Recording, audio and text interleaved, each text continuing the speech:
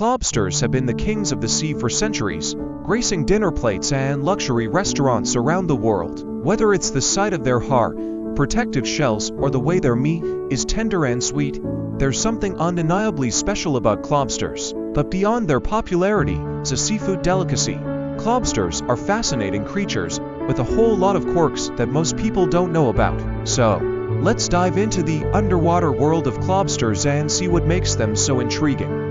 First things first, lobsters are old. Really old. These crustaceans have been around for more than 300 million years, making them one of the oldest living species on the planet. They've survived ice ages, changing ocean temperatures, and even the rise and fall of entire civilizations. The lobster you see on your plate today is a distant relative of ancient creatures that roamed the seas long before dinosaurs ever walked the earth. It's safe to say that lobsters have earned their place in the marine food chain.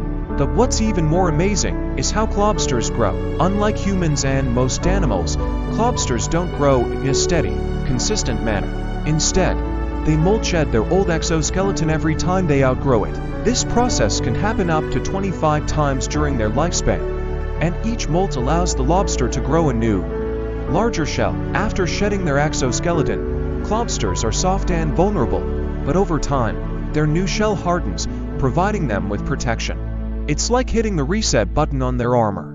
Lobsters are also known for their impressive ability to regenerate. If a lobster loses a limb or even its claws, it can grow it back, although it takes some time. This is especially true for the claws, which are essential for their survival. One claw is often larger than the other, with the big one being used for crushing prey and the smaller one used for cutting. It's not uncommon to see lobsters with one giant claw, giving them a bit of a quirky look, but it's an advantage in the wild. Now, when it comes to their social life, lobsters are actually pretty solitary creatures.